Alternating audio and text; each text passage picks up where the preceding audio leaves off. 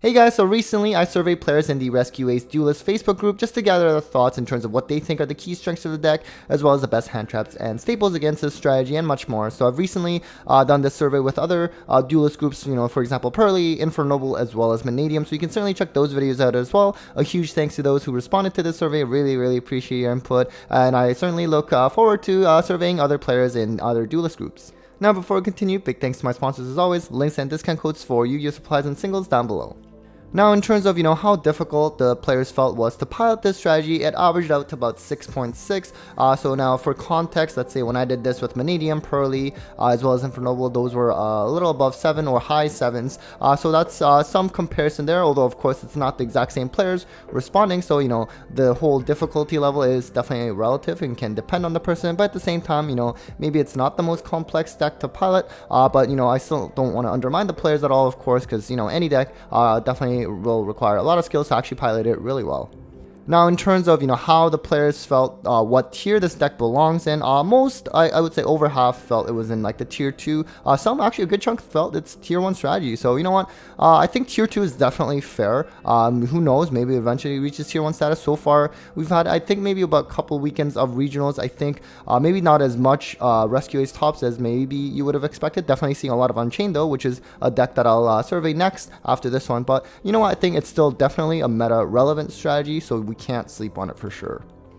Now in terms of what the players felt the key strengths of the deck were, and I sort of tried my best to summarize the key themes. The first one is of course being able to set 4 from deck. Not only is it strong, but it's also kind of unique, right? We haven't really seen kind of play like a gimmick like that before, so I think it's really interesting, just being able to set 4 from deck. That's something kind of like a back row player's dream, although of course this deck is not really like a Floodgate kind of back row kind of deck though, so it is definitely interesting nonetheless, and gives you a lot of interruptions, or can get you a lot of interruptions rather. It also has a strong grind game. Any deck with, I guess, a lot of kind of like back row kind of interruptions, you're bound to have some kind of good grind game, and of course this deck can also recur resources as well, so that's a very good positive for playing this deck if you're looking to choose to pilot it, and a lot of flex spots. That's also always nice, regardless of format. You want to be, have a deck where you can fit a lot of non-engine and still do well, especially, just in case you lose the arrow, for example, just having a lot of hand trap spots or whatever board breaker spots, always nice to have. And finally, they mentioned a lot of monster interruptions. I'm gonna assume, so it's not that they set up like some combo wombo like oppressive board with like a bunch of negates, that kind of interruptions. I think they're more so referring to the fact that a lot of the Rescue Ace monsters, like they like trigger when your opponent activates some effect, or maybe special summons, for example, and then you can kind of go off from there. It's sort of similar to kind of like how Haveness work, right? Like your opponent activates something in the field, Haveness, and then it can start getting things rolling. I think that's what they meant by interruption. So it's at least for the Rescue Ace player side, it's always fun to be able to play on your opponent's turn. Next, in terms of the typical end board that Rescue Ace players try to end with this deck, I think this was a little bit challenging for Rescue Ace, which you might feel is maybe funny because they set 4, but aside from that, there's still like different variations, and I think it's still trying to be solved, right? So for example, you could have like Hydrant and or Preventer. Preventer is the one that's like the Book of Moon. I think if they set they mentioned they set 3 to 4, and you have to sort of be mindful of these 4 in particular. They're the key ones that they're probably setting. In particular, the traps essentially contain extinguish. You have essentially that serves as a pop or like a negate.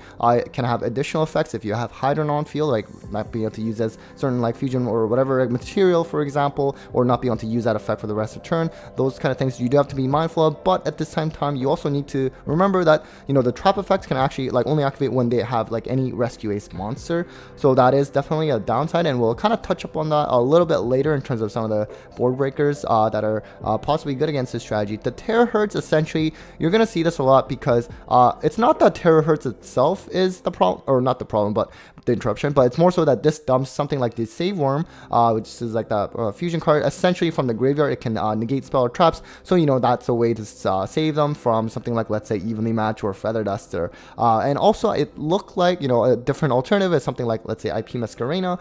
So I guess there are different branches, and of course there's always different kind of add-ons or like different variations depending on your hand or depending on the build. You have something like Heat Soul, which will allow you to draw, or Sunlight Wolf, which is kind of nice actually, because of course it's like similar to how Salamangreat used to do it, aside from being able to add like Salam monsters, for example, you could also add back Ash from the grave, which against, certain strategies, let's say Labyrinth branded, being able to add back that Ash is really, really strong.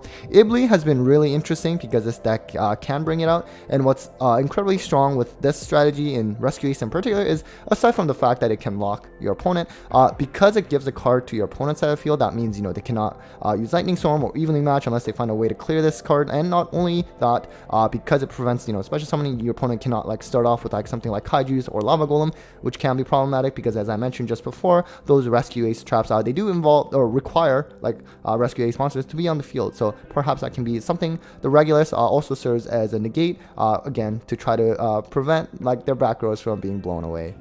Now, in terms of what hand traps the players felt that they have to kind of respect the most, or at least try their best play around it, or other way to look at it, if you don't play Rescue Aces, what some hand traps are good against this strategy, right? And of course, not surprisingly, similar to branded, Ash is very, very strong. Ash on Emergency is something that they always mention can be very, very detrimental, and is actually quite realistically hard, if not not really possible to play around it. So that's something. Imperm, of course, and Veiler to that extent, just on the turbulence in terms of just preventing that set 4 from happening in the first place. Of course, this one they can play around it, and sort of let's say, for example, Mud Dragon can provide targeting protection, which is always nice.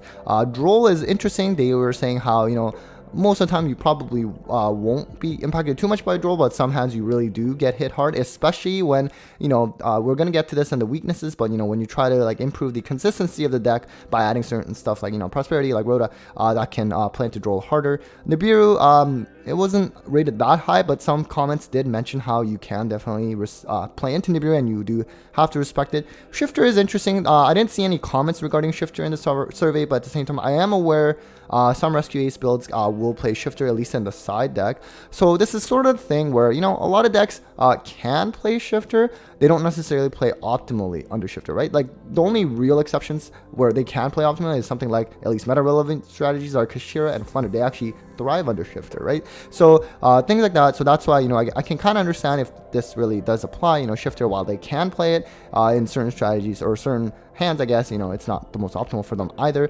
Lancia was interesting. Someone did mention how, for example, it can prevent like the turbulence summon, but realistically, no one's playing Lancia right now. So I don't think this is something you have to really worry about if you're playing Rescue Ace.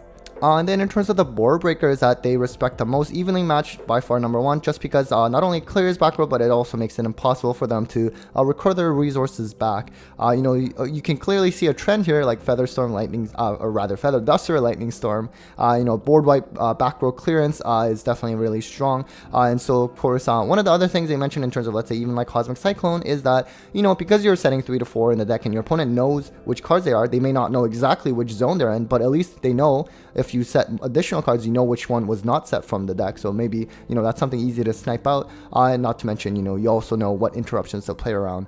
Super Poly is also very strong. You can summon, they are fire. Some of them are different types. So, you can go into something like Mud Dragon, which they mentioned is actually kind of problematic because, let's say, for example, their traps actually all target as well in terms of the negate or the pop. The Book of Moon, just in terms of like board clearance, or rather monster clearance, can still be helpful. As mentioned earlier, they do need Rescue Ace monsters to be able to activate their traps. At the same time, something like Kaiju, Lava Golem, Kurikara I mentioned earlier, like if they were to, let's say, for example, bring out Ibli, then they cannot do that unless they find a way to clear Ibli out. Lastly, in terms of Floodgates, it's interesting. The players actually kind of felt like it looks like they don't play into Floodgates too hard with Rescue Ace. They definitely mentioned about Grave of the Super Ancient Organism, though, that how it can actually certainly limit their offensive capabilities, but they can go into early access Code Talker. It's just that will sort of really mess up the resource game later down the road. Anti-spell, there can be only one, kind of makes sense. Summon limit, realistically that just applies to like most decks, that summon anything. So I don't think that's too surprising, and nothing special about that.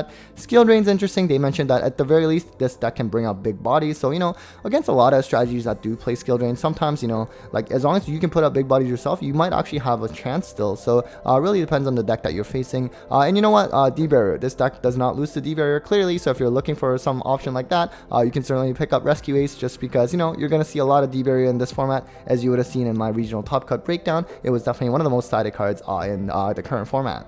And lastly, what are some of the key weaknesses of this deck? And some of the things that I've summarized based on the comments from the survey is, consistency, brickiness issue is definitely something that came up a lot among the players. So, especially when you can try to improve consistency through, let's say, something like Pot of Prosperity, they were mentioning how you can play into Droll harder that way. So those are some things to consider, if you're looking to pick up Rescue Ace. Don't get me wrong, brickiness is not exclusive to Rescue Ace. There's a lot of decks that will have clunkiness issues, right? But some of the things that's, because it was mentioned so often by the players in the survey, I think there is some weight to that, and I certainly understand. And some of you players, you might really prioritize consistency over in terms of like the actual highest ceiling of a deck. In terms of interruptions, just relying on Hydrant to be on the field, or also in general, just like Rescue Ace monsters for like their traps. Hydrant's always nice to have because you can actually activate at least a card that you set the same turn. So I can kind of understand how it has to be sort of dependent on having Rescue Ace cards.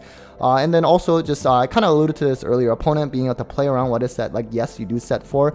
You do know for the most part it's going to be something where there's going to be a negate, there's going to be a pop, possibly a special summon from your own graveyard as well as an interruption. But when that's going to happen, even if you don't know which exact zone those cards are placed, you can definitely kind of play around that. I know I've definitely had a not the most challenging time, to be honest with you, playing Branded, going second against this strategy. I find, especially with Branded, the negate hurts, but let's say the pop generally doesn't hurt for us.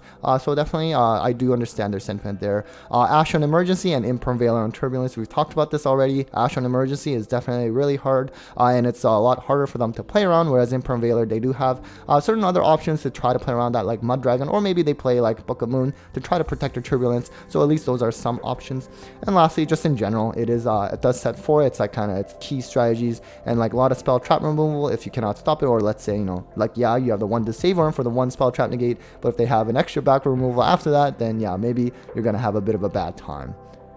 So anyways, that was it for the Rescue Ace breakdown. Hopefully you found that helpful. I think it's really cool to see another new strategy come into the mix in the current format. I'm really excited to do this again for, let's say, Unchained. I'm going to try to survey them next, and certainly let me know in the comments what other decks you'd like to know more about. So anyways, a huge thanks to all of you for watching the video. Big thanks to my patrons as always for supporting the channel, and well, take care guys.